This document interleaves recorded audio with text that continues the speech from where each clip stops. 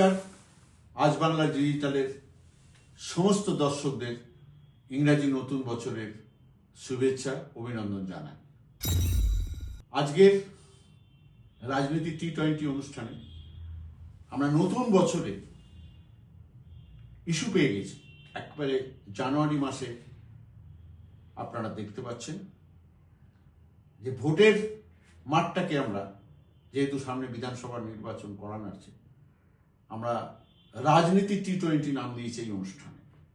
এবং টি-20 ম্যাচে যেরকম দামাদ্দুম 4 ছক্কা হয়, তেমনি ধামাধাপ উইকেট পড়ে, সেরকম খেলা ক্রমশ জমে উঠছে পশ্চিমবঙ্গের আসন্ন বিধানসভা নির্বাচনের পরিপ্রেক্ষিতে। আমরা দেখছি প্রধান দুই প্রতিপক্ষ তৃণমূল কংগ্রেস এবং বিজেপি, তাদের মধ্যে এখনই লড়াই যথেষ্ট তীব্র হয়ে উঠেছে। কয়েকটা ইস্যু আছে। এই মুহূর্ত পর্যন্ত কংগ্রেস এবং সিপিএম বামেরা অনেকটা অপ্রাসঙ্গিক হয়ে আছে।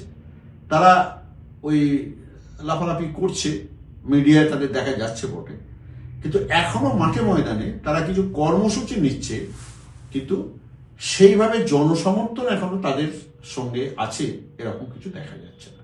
আসছি সেসব কথা। প্রথমেই হচ্ছে, একেবারে বছরের শেষ দিন কলকাতার মাটিতে পা রাখলেন বিজেপির দ্বিতীয় নাম্বার নেতা সর্বভারতীয় ক্ষেত্রে, যাকে বলা হয় অমিত শাহ, কেন্দ্রীয় স্বরাষ্ট্রমন্ত্রী। অনেকে বলেন তিনি দ্বিতীয় নন, তিনি এখন সংঘ পরিবার, বিজেপি দল এবং কেন্দ্রীয় সরকারের প্রধান চালিকা শক্তি। সেই অমিত শাহ এসেছিলেন কলকাতায়। তিনি কয়েকদিনের যে সফর করে গেলেন, সেটা নানান আলোচনায় বারবার উঠে আসছে।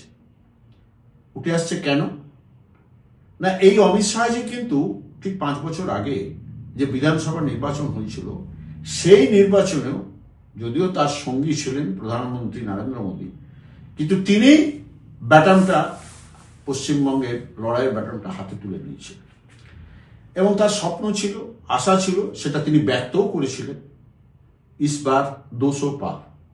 তার মানে বিজেপি সেবার বিধানসভার নির্বাচনে, 2019 সালের বিধানসভার নির্বাচনে সংখ্যাগরিষ্ঠতা পাবে, সরকার গড়বে এবং 200-র বেশি আসনে জয়লাভ করবে। সেটা কিসের ভিত্তিতেও তিনি বলেছিলেন আমরা জানি না, কিন্তু এটা ঠিক যে তার 2 বছর আগে 2019 সালে, এটা 2021 সালের নির্বাচনের কথা বললাম, 2019 সালে দেশে যে লোকসভার নির্বাচন হয়েছিল, সেই নির্বাচনে পশ্চিমবঙ্গে বিজেপি চমকপ্রদ ফল করেছিল। সেই ফলটা তো আপনারা সকলেই জানেন। 42টা আসনের মধ্যে রাজ্যে 18টি আসন জিতে গিয়েছিল বিজেপি। তারপরে স্বাভাবিকভাবে বিজেপির নেতা কর্মী সকলের মধ্যে এবং কেন্দ্রীয় নেতৃত্বের একটা স্বপ্ন দেখা শুরু হয়েছিল যে বোধহয় পশ্চিমবঙ্গে পরিবর্তন সম্ভব। মমতা বন্দ্যোপাধ্যায় এবং তার দল তৃণমূল কংগ্রেসকে ক্ষমতাচ্যুত করার লক্ষ্যে তারা ঝাঁপিয়ে পড়েছিল এবং বেশ কয়েকটা প্রাইভেট চার্টার্ড ফ্লাইট এবং হেলিকপ্টার তারা ভাড়া নিয়েছিলেন। সারা দেশের তাদের যত তাবড় নেতা, নেত্রী, মন্ত্রী, শান্ত্রী আছেন, সবাই এসে পড়েছিলেন পশ্চিমবঙ্গ জয়ের সেই যুদ্ধে, ঝাঁপিয়ে পড়েছিলেন। কিন্তু আমরা কি দেখলাম? বিজেপি মুখ থুবড়ে পড়ল। 77টি আসন লোকসভায়, ব্যাস সেখানেই বিধানসভায় 77টি আসনে তারা থেমে গেল, আর এগুতে পারল না। তারপর থেকে নানান কর্মকাণ্ড আমরা দেখেছি। বিজেপির পশ্চিমবঙ্গে তথাকথিত আন্দোলন, আমরা দেখেছি যে আন্দোলন মানে হচ্ছে কিছু লোক নিয়ে, মূলত শুভেন্দু অধিকারীর কিছু মিছিল, আর সেইভাবে ধারাবাহিক কোনো কর্মসূচি আমরা কিন্তু এই 5 বছরে বিজেপিকে দেখিনি। এবং এইখানে মৌলিক পার্থক্য, আমি সেটা বারবার বলি, তৃণমূল কংগ্রেস মমতা বন্দ্যোপাধ্যায়ের সঙ্গে বিজেপির এই যে 34 বছর একটা জগদ্দল পাথরের মতো বসেছিল বামফ্রন্ট সরকার, তাকে যেভাবে মমতা বন্দ্যোপাধ্যায় গণতান্ত্রিক পদ্ধতিতে ক্ষমতাচ্যুত করেছেন, সেটা তার সারা পৃথিবীতে একটা দৃষ্টান্ত। এই দৃষ্টান্ত ঐতিহাসিক কেন? একক প্রচেষ্টায় তৃণমূল নেত্রী মমতা বন্দ্যোপাধ্যায় একক প্রচেষ্টায় একটা কমিউনিস্ট শাসনকে উপড়ে ফেলে দিলেন। একেবারে মানে তাসের ঘরের মতন পড়ে গেল 2011 সালে। আমরা দেখলাম 34 বছরে তাদের দাপট দেখেছি, জ্যোতি বসুর দাপট দেখেছি। মুখ্যমন্ত্রী হিসেবে তিনি 23 বছর চেয়ারে ছিলেন, 11 বছর চেয়ারে ছিলেন বুদ্ধদেব ভট্টাচার্য, তার দম্ভ দেখেছি। কিন্তু আবার তাসের ঘরের মতন পড়ে যেতে দেখেছি। ভাবুন না, 2006 সালে বিধানসভার নির্বাচন, বাপরে বাপ, যেদিন ফল বেরোলো, তারপরে যেদিনকে মুখ্যমন্ত্রী হিসেবে শপথ নিলেন, সেদিনই ঘোষণা করে দিলেন সিঙ্গুরের 3 ফসলি জমিতে কারখানা হবে, টাটারা কারখানা করবে। কোনো কিছু শুনছেন না। বিরোধী নেত্রী মমতা বন্দ্যোপাধ্যায় আন্দোলন করেছেন, আলোচনায় বসতে চেয়েছেন, পাত্তা দেন বুদ্ধদেব ভট্টাচার্য, তিনি করবেন। এত জমি ভারতবর্ষের সব রাজ্যের মতো পশ্চিমবঙ্গে পড়ে আছে, যে জমিতে চাষাবাদ কিছু হয় না। শিল্প তো হতেই পারে, সেসব ছেড়ে দিয়ে একদম উর্বর জমি, আমরা জানি হুগলির এই অঞ্চলটা, সিঙ্গুর, হরিপাল, আরামবাগ, এই অঞ্চলটা, তারকেশ্বর, এখানে দারুণ চাষবাস হয়, ভীষণ ফার্টাইল ল্যান্ড, উর্বর জমি। সেই জমিতে তিনি কারখানা করবেন, তার শখ হয়েছে। এবং তখন 235টা বিধানসভার আসন জিতেছিলেন বুদ্ধদেব ভট্টাচার্যের সিপিএম এবং বামফ্রন্ট, আর তৃণমূল কংগ্রেস মাত্র 30টা আসন পেয়েছিল। সেই জন্য তিনি দম্ভ করে বলেছিলেন, শুনুন, আমরা যদি মনে করি আপনাদের মাথা ভেঙে দেব, কারণ আপনারা 30, আমরা 235। সেই দম্ভ কিন্তু 5 বছরের মধ্যে একদম ধুলোর মতন উড়ে চলে গেল, ফাঁসির ঘরের মতন ভেঙে পড়লো। বামফ্রন্ট সরকার, সিপিএমের সে নাকি শক্তপোক্ত সংগঠন, সব চলে গেল। তারপরে যিনি মুখ্যমন্ত্রী চেয়ারে বসলেন, তার 3টে টার্ম হয়ে গেছে, সেই মমতা বন্দ্যোপাধ্যায়। তিনি ফ্লুকে জিতে মুখ্যমন্ত্রী হননি। 40 বছর ভারতীয় রাজনীতিতে একটা বিরল চরিত্র। 40 বছর ধরে তিনি এই জনপ্রতিনিধিত্ব যে গণতান্ত্রিক ব্যবস্থায় যে রাজনীতি, সেই রাজনীতিতে তিনি নিজেকে বলিষ্ঠ করেছেন। 7 বার লোকসভা জিতেছেন, রেলমন্ত্রী হয়েছেন, দেশের ক্রীড়া যুব কল্যাণ দপ্তরের মন্ত্রী হয়েছেন, কয়লা মন্ত্রী হয়েছেন, দুটো রেলের বাজেট পেশ করেছেন, তারপরে হয়েছেন মুখ্যমন্ত্রী। অতএব মন্ত্রী হয়েছেন বা এমপি হয়েছেন বলে তিনি তার বিশ্বাসযোগ্যতা তৈরি করেননি, করেছিলেন ধারাবাহিক আন্দোলনের মাধ্যমে। সিপিএম এর যে বিভীষিকার রাজত্ব, সন্ত্রাস রিগিংয়ের যে রাজত্ব, সেই রাজত্বের বিরুদ্ধে একা। কারণ আপনারা সকলেই জানেন কংগ্রেস কেন ভাগ হয়েছিল, এবং একমাত্র নেত্রী কংগ্রেসের মধ্যে মমতা বন্দ্যোপাধ্যায়, যিনি মাথা তুলে আর কয়েকজনকে নিয়ে লড়াই করেছিলেন সিপিএম এর বিরুদ্ধে।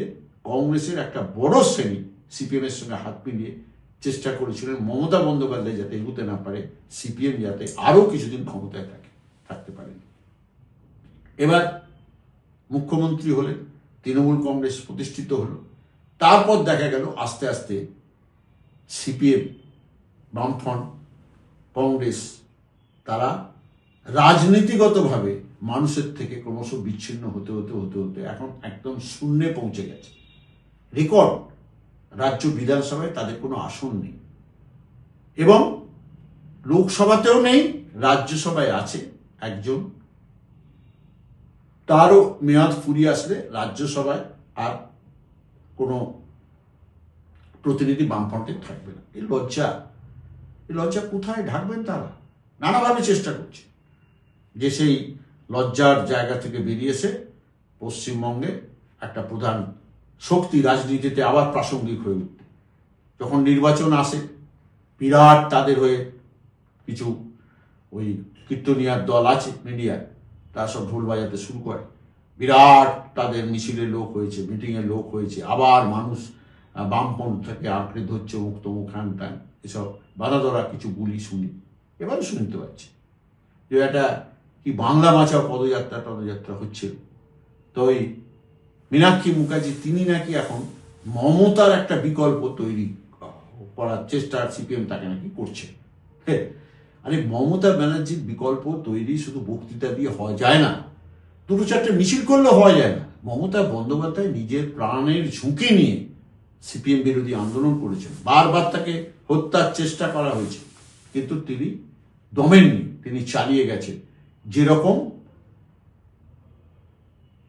পশ্চিমবঙ্গের মাটিতে যে ইতিহাস তিনি তৈরি করেছেন সেটা কিন্তু বিরল। তুমি বাংলাদেশি, হিন্দু হও মুসলমান হও, তুমি বিদেশি, সেই জন্যে তোমার এটাও সন্দেহজনক। এইভাবে তারা ভোটার তালিকা থেকে 1,37,00,000 ভোটারের নাম সন্দেহজনকভাবে মানে বাদ দেওয়ার জন্য তৈরি হচ্ছে। সেটা তো তৃণমূল কংগ্রেস বলে দিয়েছে আমরা ছাড়বো না।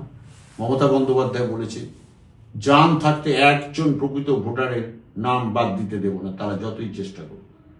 আঙুল তুলে কথা বলছিলেন নির্বাচন কমিশনার জ্ঞানেশ কুমার, তাকে অভিষেক বন্দ্যোপাধ্যায় মোক্ষম জবাব দিয়েছে যে দেখুন আপনি হচ্ছেন সরকারের বেতনভুক কর্মচারী, নির্বাচন কমিশন একটা সরকার কথিত একটা অর্গানাইজেশন, আর আমি বা আমরা যারা আপনার কাছে রিপ্রেজেন্টেটিভ হিসেবে এসেছি একটা রাজনৈতিক দলের, আমরা কিন্তু সকলে মানুষের ভোটে নির্বাচিত। আপনার মতন সরকার বসিয়ে দেয়নি, সরকার শুধু বসিয়ে দেয়নি নয়, আপনারা তো জানেন যে নরেন্দ্র মোদীর সরকার আইন পরিবর্তন করে এই নির্বাচন কমিশন নিয়োগ যারা করবে সেখানে সুপ্রিম কোর্টের প্রধান বিচারপতির একটা স্থান ছিল, আইন করে তাকে বাদ দিয়ে দিয়েছে। এখন সবটাই সরকারি নানাভাবে নির্বাচন কমিশনের 3 জনের যে কমিশন সেইটা নিযুক্ত করেন তারা। এবং এই রকম পেটোয়া নির্বাচন কমিশন ভারতবর্ষের মানুষ অতীতে কোনোদিন দেখেনি, ভবিষ্যতেও দেখবে বলে মনে হয় না।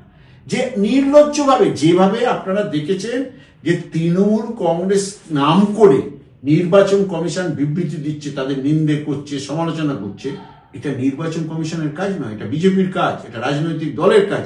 সেই কাজটা পর্যন্ত তারা করছে। এবার তারা মরিয়া হয়ে গেছে, কিন্তু সেখানেও তারা সিঁদুরে মেঘ দেখছে। কেন? মতুয়ারা খেপে গেছে। এই মতুয়া সম্প্রদায়ের যে মানুষজন, মতুয়া সমাজ, তাদের একটা বড় অংশ বিজেপিকে সাপোর্ট করেছিল এবং বিধানসভায় 77টা আসনের মধ্যে 27টা আসনে তারা জয়লাভ করেছেন একেবারে সরাসরি মতুয়া সমাজের ভোটে। সেই ভোটাররা ফিউরিয়াস হয়ে গেছে। সারা পশ্চিমবঙ্গের যে সাধারণ মানুষ এই ভোটার তালিকা নিয়ে যে হয়রানি এবং নির্বাচন কমিশনের নানা বিধি নিষেধ যাতে ভোটার বেশি লোক ভোটার লিস্টে নাম তুলতে না পারে তার যে কারিগরি সেটা ধরে ফেলেছে। বিএলওরা তারাও প্রতিবাদ করেছে এই ব্যবস্থার মধ্যে আমরা থাকতে চাই না, কারণ আমরা মানুষের কাছে জবাবদিহি করছি এবং মানুষ বুঝতে পারছে, আমরাও বুঝতে পারছি একটা কারচুপি পশ্চিমবঙ্গে সিপিএম এর কারচুপি মানুষ দেখেছে। সেই কারচুপির নাম বরুণ সেনগুপ্ত প্রয়াত কিংবদন্তি সাংবাদিক দিয়ে গেছেন বৈজ্ঞানিক রিগিং। এরাও আর একটা বৈজ্ঞানিক রিগিং এর ব্যবস্থা এই এসআইআর এর নামে করার চেষ্টা করছে, কিন্তু করতে গিয়ে ইতিমধ্যেই পশ্চিমবঙ্গের আপামর যে মানুষ তাদেরকে সন্তুষ্ট করে তুলেছে, আতঙ্কিত করে তুলেছে এবং তারা এখন থেকেই কবে ভোট আসবে আমরা বদলা নেব তার জন্য তৈরি হচ্ছে। আর এটাও নির্বাচন কমিশনকে অভিষেক বন্দ্যোপাধ্যায় এবং তার প্রতিনিধি দল বুঝিয়ে দিয়ে এসছে যে তোমরা যত সহজে ভাবছো মানুষের গণতান্ত্রিক অধিকার ভোটদান, সেই ভোটার তালিকা থেকে তোমরা নাম বাদ দেবে সাধারণ মানুষের, এত সহজ নয়। এবং যে বিজেপি এই ভোটার তালিকাকে নির্ভর করে ভোটে লড়বে ভাবছে, তাদের কিন্তু কোনো কর্মী সমর্থক কেউ ফিল্ডে নেই। সেখানে কিন্তু আপনি দেখুন তৃণমূল কংগ্রেস ক্যাম্প করে বসে পড়েছে। এই যে সেকেন্ড টাইম যাদেরকে শুনানিতে ডাকা হচ্ছে তাদেরকে হেল্প করা, এ করা, রাজনৈতিক দল বাকিরা কেউ নেই, কিন্তু একমাত্র তৃণমূল কংগ্রেস সেখানে আছে। এই জন্যই পশ্চিমবঙ্গে তৃণমূল কংগ্রেসকে এই মুহূর্তে টক্কর দেওয়া, একদিকে মমতা বন্দ্যোপাধ্যায়ের উন্নয়নের যোগ্য, সেখানে মানুষ জানে মমতা বন্দ্যোপাধ্যায় ক্ষমতা থেকে চলে যাওয়া মানে তাদের সমস্ত উন্নয়নের প্রকল্পের সুযোগ সুবিধা থেকে তারা বঞ্চিত হবে। আরেকদিকে হচ্ছে যে নানা কায়দায় মানুষের ভোটাধিকার চলে যাবে, মানুষকে বিদেশি বলে দাগিয়ে দেওয়া হবে, এর যে অপচেষ্টা তো বলে ফেলেছে কেন্দ্রীয় জাহাজ দপ্তরের প্রতিমন্ত্রী শান্তনু ঠাকুর বলে ফেলেছে যে মতুয়া সমাজ, কারণ অনেক সংখ্যালঘু মানুষকে তো বাদ দিতে হয়েছে। প্রাথমিকভাবে যে 57 লক্ষ মানুষের নাম বাদ গেছে তার মধ্যে নাকি ওনার খবর যে 1 লক্ষ মতুয়ার নাম বাদ গেছে, তা নয়, 5 লক্ষের উপর মতুয়ার নাম বাদ গেছে, মতুয়া সমাজের মানুষের নাম বাদ গেছে। সেই ক্ষেত্রে উনি বলে বসেছেন হ্যাঁ মতুয়া সমাজকে স্যাক্রিফাইস করতে হবে, কারণ আমাদের সংখ্যালঘু মানুষদের ভোট কাটতে হবে, এটা বলে ফেলেছে।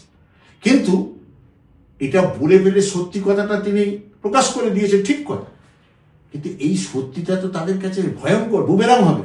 কারণ মতুয়া সমাজ সম্পূর্ণ হোস্টাইল হয়ে গেছে, সাধারণ মানুষ প্রচন্ড ক্ষুব্ধ এবং তারা তৈরি হচ্ছে যে আগামী দিনে ইভিএম মেশিনে এই কেন্দ্রীয় সরকার, এই অমিত শাহ, এই বিজেপি, এই নির্বাচন কমিশন, তাদের যে অপচেষ্টা, তাদের যে ষড়যন্ত্র, সেই ষড়যন্ত্রকে তারা ব্যর্থ করে দেবে।